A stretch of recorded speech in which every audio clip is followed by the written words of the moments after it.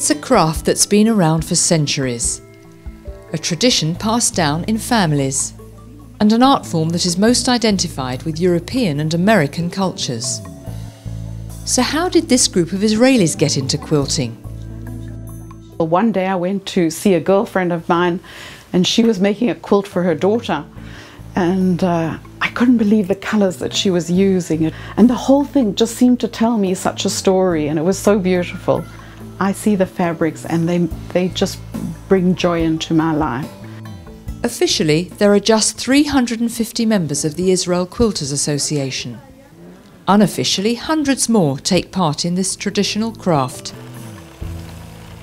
Lacking a history of quilting, they're taking this old world craft and transforming it to an updated art form with a very local narrative. What I've discovered that with the quilt revival of recent years, that many countries which have their own quilting traditions, at the beginning of the new age of quilting, have looked to America and to Europe as a source of inspiration, but gradually they have gone back to their own original quilts. And I think that eventually in Israel, that a true Israeli quilt will evolve, which depends on traditions which have been brought to Israel from the diaspora and just living in Israel, which is always exciting. Many Israeli quilters exhibit abroad, but now they're getting ready for the first ever international group exhibition of Israeli quilts. These are the works that will be shown at the Festival of Quilts, the biggest quilt show in Europe, in August 2012. They all tell the story of the kibbutz, Israel's communal settlements identified with laying the foundations of the country. And it's not just the subject matter, like the kibbutz, that makes a quilt unique and Israeli.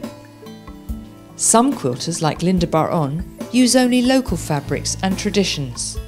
This one is called The Lion Has 6 Names. Again, in the Jewish tradition, when lions were part of the landscape once upon a time, in biblical times, the lion has 6 different names, and each one has its own biblical quotation. Quilts are usually made of top quality imported cotton, which can make it an expensive hobby. But many quilters here are adept at recycling discarded fabric, from silk ties to old jeans. This is a quilt that I've made for somebody for a wedding gift. These are 7 denim shirts that I cut up.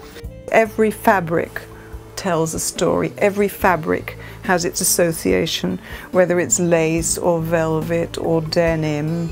Israel may not have a heritage of quilting, but drawing on creativity, imagination and enthusiasm, these quilters are developing a new tradition all of their own, with a unique Israeli flavour.